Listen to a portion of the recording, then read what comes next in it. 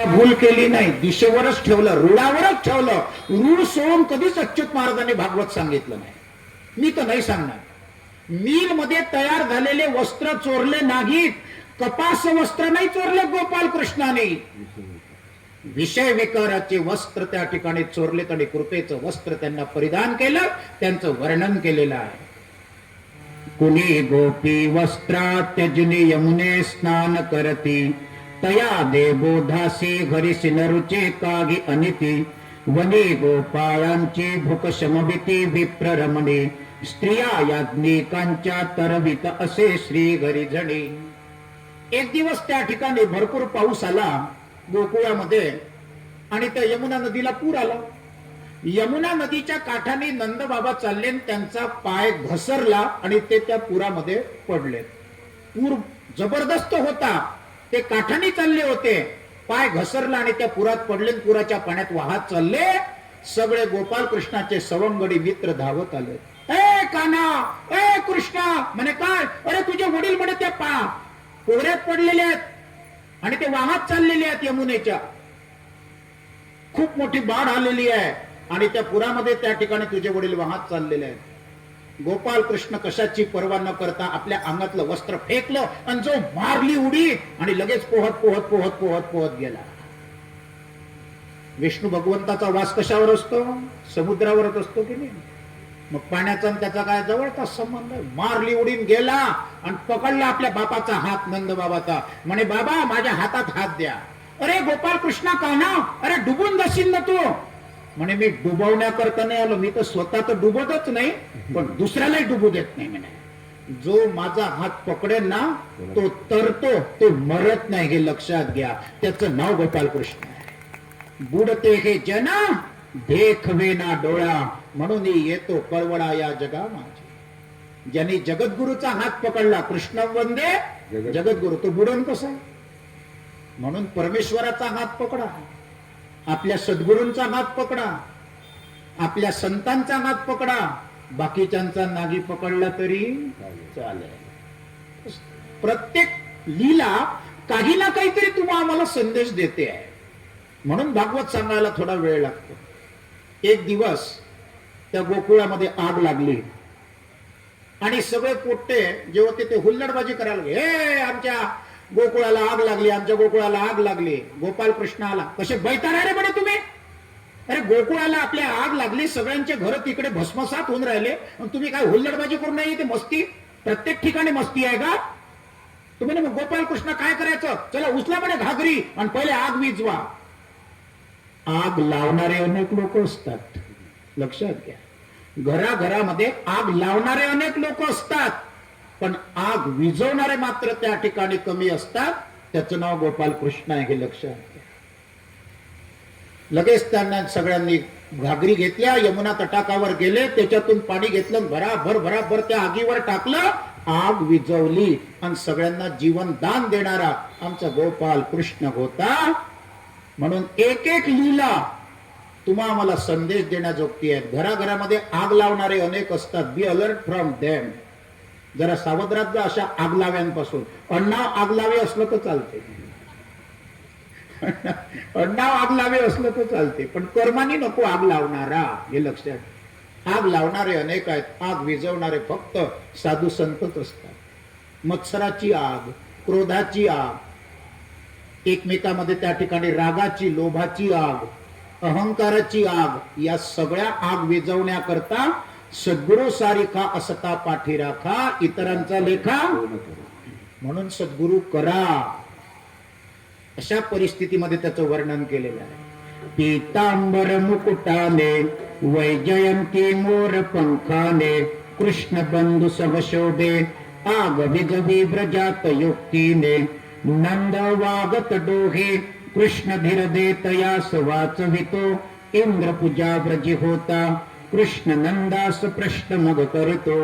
त्या गावात एक पद्धत होती गोकुळामध्ये. दरवर्षी ते इंद्राची पूजा करत असत, इंद्राची पूजा करत असत. गोपाल कृष्ण आला, त्याची पूजा कशाला करता म्हणे? तो विषय विकारी आहे इंद्र. मला तर प्रश्न पडते, त्या इंद्राला देवांचा राजा बनवलाच कोणी? देवेंद्र फडणवीसांचा नाही. ते माझ्या चांगल्या ओळखीचे आहेत, देवेंद्र फडणवीस.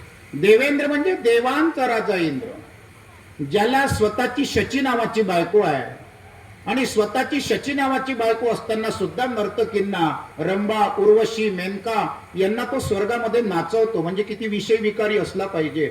आणि त्यांनी त्याचं पोट भरत नाही तर आपल्या भूतलावर येतो आणि गौतम ऋषीची पत्नी अहिल्या, तिला सुद्धा त्या ठिकाणी तो गांजतो. म्हणजे किती विषय विकारी असेल तो विचार करा. आणि कोणतेही पण त्या ठिकाणी राक्षस हा स्वर्ग लोकावर चालून आला रे आला की पहिले धाबं कुणाचं दण आणते? इंद्राचंच दण आणते. तुम्ही कोणची आध्यात्मिक सिरियल पहा टीव्हीवरची, सगळ्यात पहिले तोच घाबरा घुबरा होते. देवांचा राजा आहे ना तो, हे असा त्या ठिकाणी भित्राट. कोणी केलं त्या देवांचा राजा? मला प्रश्न पडते राजून. तरी लोक स्वर्गात जाण्यासाठी त्या ठिकाणी अपॉइंटमेंट घेतात. मला स्वर्गात जायचं आहे, मला स्वर्गात जायचं आहे. काय जातं बाबा स्वर्गात? राहणं इथं. अच्युत बाबांचं दर्शन होते, सयाजी बाबांचं दर्शन होते, तुकडोजी बाबांचं, गाडगे बाबांचं दर्शन होते. कशाला जातात स्वर्गात?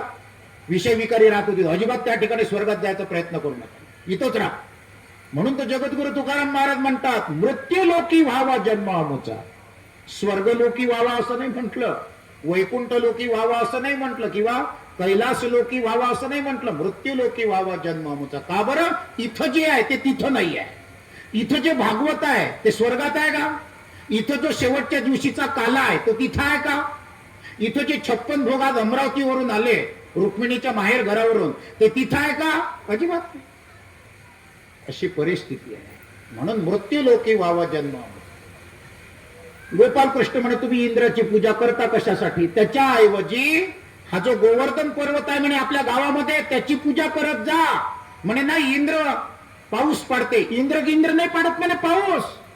कोणी सांगितलं म्हणे तुम्हाला इंद्र पाऊस पाडत असते? म्हणे मग कोण पाडते? हा गोवर्धन पर्वताला ढग अडतात आणि म्हणून आपल्या त्या ठिकाणी गोकुळामध्ये पाऊस पडतो रे. त्या गोवर्धन पर्वताची पूजा करा. तो देवरूप आहे, त्याचे अनंत उपकार आहेत. म्हणून आमच्या शेत्या पिकतात. आज अवैध त्या ठिकाणी वृक्षतोड चालू आहे, अवैध त्या ठिकाणी सुरुंग लावून पहाड फोडणं चालू आहे. कारण पॉप्युलेशनच तेवढी वाढून राहिली. या 2 वर्षात पाहून घ्या, आता सगळं जागेवरच येते. जितकी पॉप्युलेशन वाढून राहिली, पृथ्वीलाही आपला समतोल ठेवायचा आहे. त्याच्यामुळे 65% फक्त लोकसंख्या उपस्थित राहणार आहे. हे लक्षात घ्या. दंगे, धोपे, मारामारी, खुनाखुनी, भूकंप, धरणीकंप, ज्वालामुखीचा उद्रेक, सुनामी लाटा आणि महामारी आता येते काही दिवसांमध्ये. पाहतो खरी येऊन राहिली ती तिकडून, आता आपल्या देशामध्ये येणार आहे. आणि त्याच्यामध्ये जवळ त्या ठिकाणी 35% लोक मरणार आहेत. फक्त तेच वाचणार आहे जे आकांक्षा सोसायटीच्या सभ्यतेच्या सभा मंडपामध्ये अच्युत महाराजांच्या भागवताला जेवढे उपस्थित आहेत तेवढेच वाचतील. हे लक्षात घ्या. स्पष्ट वक्ता सुखी बाबा. जे सद्गुरूंचा हात धरतील त्यांचं कधी टिनपट वाजणार नाही. सद्गुरूंचा हात सोडतील, फक्त जेवायचाच त्या ठिकाणी हात धरतील शेवटच्या दिवशी, मग प्रॉब्लेम आहे मात्र. हे लक्षात घ्या. अशा परिस्थितीमध्ये ज्या वेळेला गोपाल कृष्ण म्हणे अरे त्या गौमातेची पूजा करा, गोवर्धनाची पूजा करता तर गौमातेची पूजा करा. गौमातेमध्ये 33 कोटी देवांगनांचं अस्तित्व आहे. एकट्या गौमातेला जर आपण नमस्कार केला ना तर 33 कोटी देवतांना नमस्कार केल्याचं पुण्य तुमच्या आमच्या पदरात पडतं.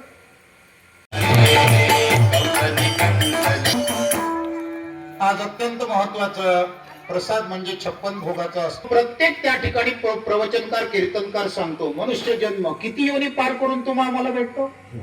84 लक्ष योनी पार करून तुम्हा आम्हाला हा मानवी देह भेटतो. म्हणजे 84 लक्षावी योनी ही मानवाची योनी आहे. एवढं तर पटलं तुम्हाला?